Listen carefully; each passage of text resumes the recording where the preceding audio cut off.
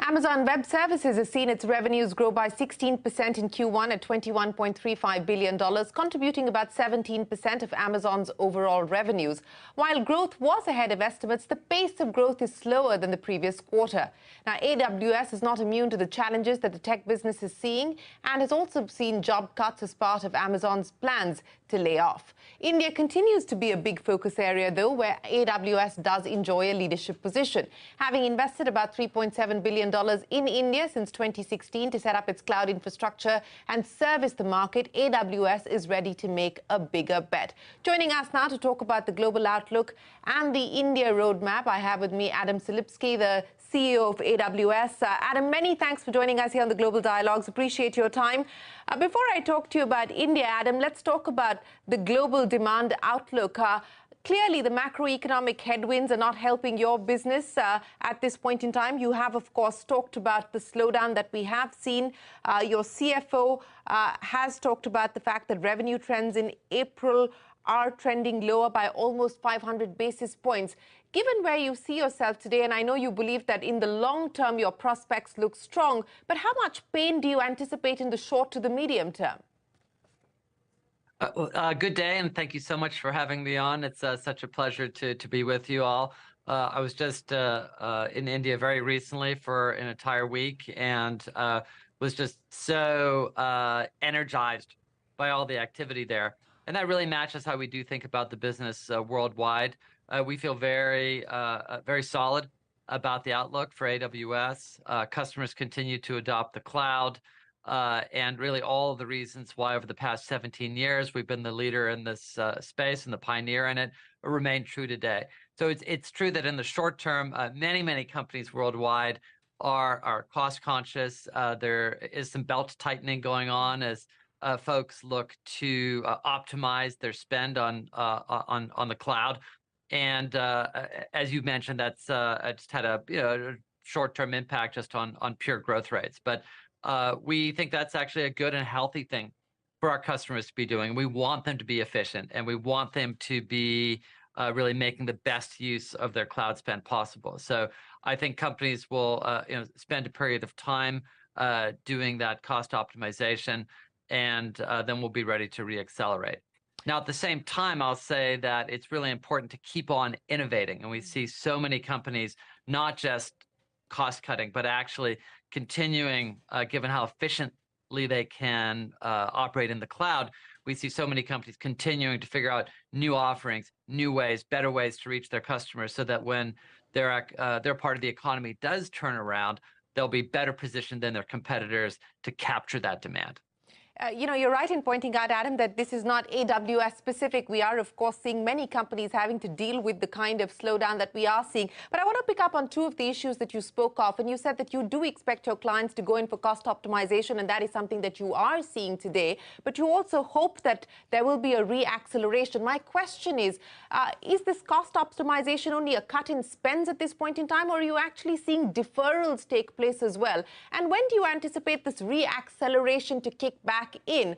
On specifically the issues of what Amazon itself and AWS itself is doing to bring costs down. And, you've been part of the restructuring of jobs that's taken place as well across Amazon, and AWS has been part of that exercise as well. Should we expect more? Well, first, let me say that in terms of role eliminations, it is clearly never an easy thing for anybody involved, and we've tried very hard to be incredibly respectful of anybody whose role has been eliminated, and to offer useful and attractive benefits and packages to help people along their way. That being said, so many companies are going through this type of thing now, and there have been so many role eliminations across many different sectors, including the tech sector worldwide. And it is very important to figure out and then get really focused on our top priorities, the things that matter the most to our customers. And we've really gone through that exercise recently and have really tried hard to say, these are things we're going to put more resources on. We're going to double down in these areas. and of course to deprioritize things which just are no longer as important to our customers. Now, in most cases, that's just meant moving people around between projects, between teams, and so forth. There have been times, of course, where what we've needed to do is to get new skill sets onto the team, and for the most part, those are the cases where we've unfortunately had to eliminate roles. More broadly, we still see many customers investing deeply in the cloud. I was with a Fortune 100 bank last week, and they have already moved hundreds of applications into the cloud onto AWS, and they're looking to do far more of that and to move up to the next 1,000 applications onto the cloud. So despite the economy, we see a lot of customers still leaning into the cloud, not despite the economic uncertainty, but actually because of it.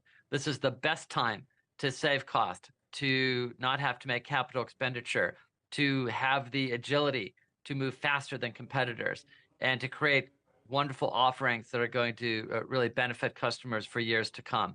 People who can accelerate out of any short-term economic uncertainty they have are going to be the ones who will be the winners for the years to come. And so while many customers are indeed trying to be frugal with their resources today, they're still investing in the cloud. You know, it's interesting that you brought up a bank as an example of a client or a customer that is still willing to put money on the cloud and still willing to invest in tech adoption, because what we are seeing today in the US specifically is pain across the BFSI space. So let me just pick up on that with you. You know, which are the sectors that you believe are the most vulnerable in terms of the challenges that we're seeing today? Where do you believe the spends are being impacted the most? Well, I think you've seen some amount of this happening across industries. I wouldn't say it's any one country. I wouldn't say it's any one sector. And, you know, again, I don't think there's any real new news here in terms of the very unusual economy and number of surprises the world has had the past few years, ranging from the pandemic to, of course, all of the impacts of the war in Ukraine and the impact that that's had. But we still see tremendous signs of optimism. So just to stick with financial services, I was very recently in India, as I mentioned, and spent time with many of the largest banks there. And just one exciting example is Axis Bank. So, of course, Axis is the third largest private sector bank in India, and they've selected AWS as their primary cloud provider. And they're going to work with us to accelerate their digital transformation. And in fact, the bank plans to migrate 70% of their total workloads to the cloud over the next 2 years. And that's going to help them meet their growing demand for digital banking services. They've deployed over 50 mission-critical applications to AWS already, including new loan management systems, video know your customer applications, WhatsApp banking. And in addition, they're going to be moving core IT workloads to the cloud to reduce costs, to improve resiliency, to increase agility, and most important, to enhance their customer experiences. So around the world, and especially in India, we're seeing really exciting innovation happening in the cloud. You know, so let's talk a little bit more about India, because you brought up the Axis Bank example as an example of why you continue to be committed and excited about the India story.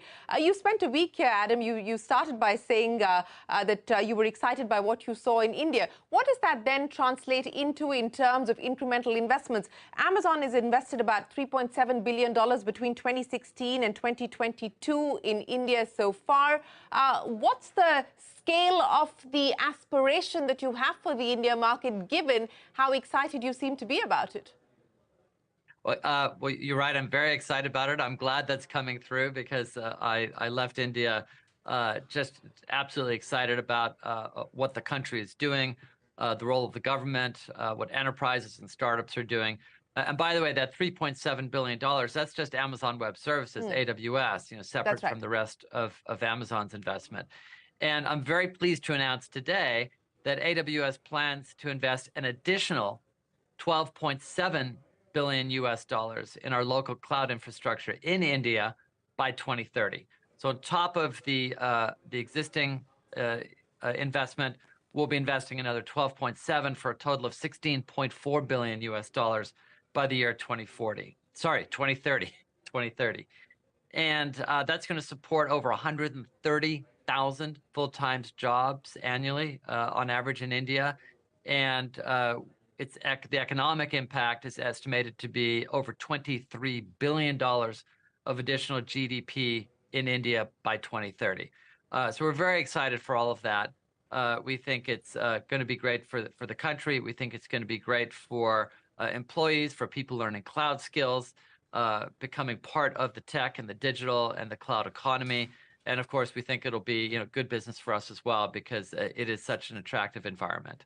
Well, that's certainly the big headline coming in from you, Adam. $12.7 billion to be invested in India by AWS by 2030. If you can give me some indication of where this investment is going to go into, what you're going to be spending this money on specifically. It's really in a whole number of areas. So in 2016, we opened our first large series of data centers. Yes. We call that an infrastructure region. And that first region was in Mumbai, and we continue to grow that significantly. And then last year, we opened up a whole second series of data centers, a second infrastructure region in Hyderabad. And so we anticipate growing all of that infrastructure rapidly between now and 2030.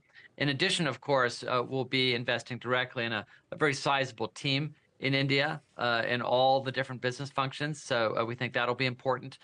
And then there are a number of other areas. So we're committed to being 100% renewable energy across all of Amazon by 2025. And we're already over 85% of the way there. And what that means is that we've become the largest corporate purchaser of renewable energy on Earth, 4 times larger than the second largest purchaser. And a lot of that's happening in India.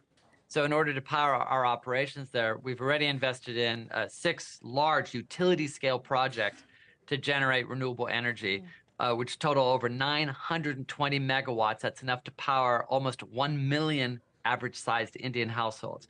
So those are renewable energy projects happening inside of India. In addition, we've committed to becoming water positive by 2030. And that means putting more water back into local communities where we operate than we consume. And we're working with nonprofits like WaterAid, like water.org, to improve access to clean water and sanitation. And that's already benefited more than 250,000 people across a number of states since 2020. And finally, I'll just say we're also working really hard on upskilling India's digital workforce. It's a critical initiative. There's going to be a big lack of cloud skills, a big gap between what's needed and the available workforce over the coming years. And we're trying to help close that gap. So since 2017, we've actually helped educate more than 4 million people in India, training them with cloud skills through a lot of different AWS programs and working in concert with local government, local nonprofits, and our local systems integrators and consulting partners in the country. Much of a bet are you willing to make on AI, and how large of a focus is that likely to be? Your competitor, Microsoft, for instance, the CFO is talking about AI service tools adding about 1 percentage point to revenue, as well as revenues in Q2. Now, what could this typically mean for AWS going forward? How large of an AI bet are you willing to take? We're making extremely large bets in AI and in machine learning in general. Amazon has actually been a leader in machine learning and AI for literally decades. If you go back to the late 1990s, personalization on the AWS retail website is really artificial intelligence. And in 2017, we launched SageMaker, which is an AWS machine learning platform that has over 100,000 AWS customers and is the leading machine learning platform in the world. We have a lot of experience. We've been investing in AI for years. There are foundation models, LLMs, as folks are calling these large language models, in operation today inside of Amazon, powering Alexa, powering search on the retail site. But Amazon intends to double down, triple down on all of these investments and to continue to really be a leader in generative AI. We do think that virtually every application that people see, that people interact with, will be transformed in some way by generative AI. And we know it's really important for our customers that we be the provider of those solutions to them. So we've actually recently announced a bunch of innovations already across the generative AI space. One of the biggest is Amazon Bedrock, which is a new, easy way to scale and build enterprise-ready generative AI applications. So the idea here is that we're trying, just like AWS has tried to democratize IT for over 17 years, we're going to democratize generative AI, making sure that many companies have access to generative AI and that they have access to all of the most important, most exciting models that startups and other companies are building. So we're providing those on a managed basis. We have a managed service where people will be able to access many different large language models from different providers. But a critical distinction for AWS is we're building an enterprise-level security and enterprise-level privacy from the very beginning. So companies are very concerned that if they use these models, that their data doesn't leak out to other companies, and that if they make improvements to these models, that their competitors don't get the benefits of those improvements. And we've built this in a siloed way, if you will, where if an enterprise uses models through Bedrock, that only their data won't go anywhere, and only that company will have the benefits of improvements to the model. So it's Bedrock we're very excited about. In addition, companies building these large language models, these are very large jobs. There's large compute jobs to build these, and can cost a lot of money to train these models. And so we've been investing in our own custom chips, our own custom silicon program for years, and have specialized chips that we put into our compute capacity now for training these models, as also for running these models, or doing inference, as it's called, on these models. And we've been doing it for a long time now, and we think more and more over time we will just have leading edge price performance and be really the best place in the world to run these models. You know, Adam, that's quite the headline there, that AWS and Amazon are hoping to democratize generative AI. So let me understand from you what the execution roadmap for this is going to look like. You've also given us a sense of the kind of investments that have been made in this space already. But, do you see this largely being driven by organic innovation and organic growth? Do you, see inorganic possibilities, big ticket acquisitions in this space as well? What kind of future investments are you likely to make in order for you to be able to realize this dream of democratizing generative AI, and also the role that India can possibly play in this scheme of things? Well, I think we're going to be open to wherever the innovation comes from is where we'll go. Amazon and AWS have been very innovative since the beginning. We've been the innovation leaders, so I don't think we're going to slow down for a single second on our pace of internal innovation. That being said, we will certainly also opportunistically look for external opportunities if attractive ones exist. Just to give you a sense of the innovation that we're already doing ourselves on top of these large language models. We also, a few weeks ago, when we announced Bedrock, we also announced Amazon Code Whisperer. And Code Whisperer is a coding companion for developers, which helps them write code and essentially takes the heavy lifting, the muck of code writing from them, so they can focus on the most value-added activities. I'm looking at numbers from Synergy Research. Market share for AWS at 32%, but we've seen Azure and Microsoft move up to almost 23% now. Do you believe you're going to be able to retain share? And also, as far as operating margins are concerned, at 24%, the narrowest that we've seen them in 2017, on the back of the cost-cutting efforts that have been put in place, the reprioritization that's taken place. Do you feel confident of being able to hold margins as well? Well, competitively, to be honest with you, we focus primarily on our customers, not so much on competitors, and that actually differentiates Amazon a lot in that maniacal customer focus, that customer obsession that we have. That being said, we do keep an eye on what competitors are doing. AWS created this cloud space in 2006. And because we were so different and so threatening to the business models of the old guard technology vendors, they pretty much denied it and then ignored it as long as they could. So we really had about a 5 to 7 year head start in this space. And because we innovate so quickly, and it's really always our goal, and we've succeeded in this and moving faster than anybody else, we've continued to have a significant lead in terms of the number of services we have, and also the depth of capability in each of our services, our security capabilities, critically our operating performance and reliability, which is clearly #1 in the cloud space. So we're very significantly ahead in all of those spaces, and as a result, we have far more customers who are far more deeply deployed than anybody else. If you look at the big, deep case studies and references we have around the world, in India, Access, as well as Bharti Airtel, for example, the really innovative things happening with the metaverse and virtual reality in the Bangalore airport. I mean, it's really it really goes through every sector. So we're very comfortable with our competitive position, but I believe you should always wake up every day really scared of disappointing your customers. So that's what scares us, not competitors.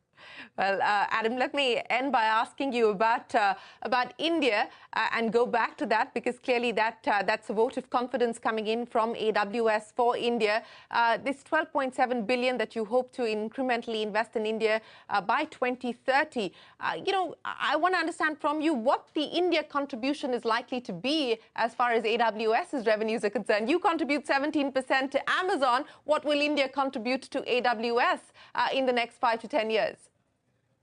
Well, India is already a significant contributor to AWS, and I think that's only going to increase proportionally, over the next few years. India is an absolutely critical country for AWS. It's very important to our future health, our future growth, and the shape of the business in coming years. So we intend to continue to invest very significantly. We're going to continue to build infrastructure there. We're going to continue to hire more and more people there. We're going to continue to work, more and more with local systems integrators and consultants.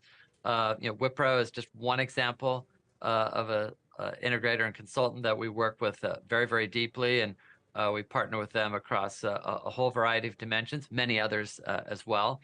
And really, I just see so much innovation that's going to come out of India with the national digital pillars, for example. And many of those pillars are built or are going to be built on AWS, including CoWIN, which is, of course, the national COVID solution. And that entire solution, from registration to scheduling to vaccination tracking to certification and ongoing management, all built on AWS. And as India digitally transforms, and the pace of that is incredible, and we realize it's going to be $1 trillion of digital business there by the year 2025. And we realize our role in being an important enabler of that. So I was really excited by what I saw in my recent visit to India, in visits with government officials, with enterprises, with our partners and startups, and we just see an incredibly bright future for India, and it's our intention to be a part of that future for many years to come. Well, Adam, we wish you and AWS the very best of luck globally and here in India as well. Thanks so much for joining us and outlining for us what you have planned for the Indian market and what you foresee as far as demand visibility is concerned globally. Thanks very much for your time and for joining us here on the Global Dialogue. That is Adam Selipsky, the CEO of Amazon Web Services, speaking to us here on the Global Dialogue. We are going to take a break and come back with a lot more. Don't go anywhere. We're back in a minute on CNBC-TV18.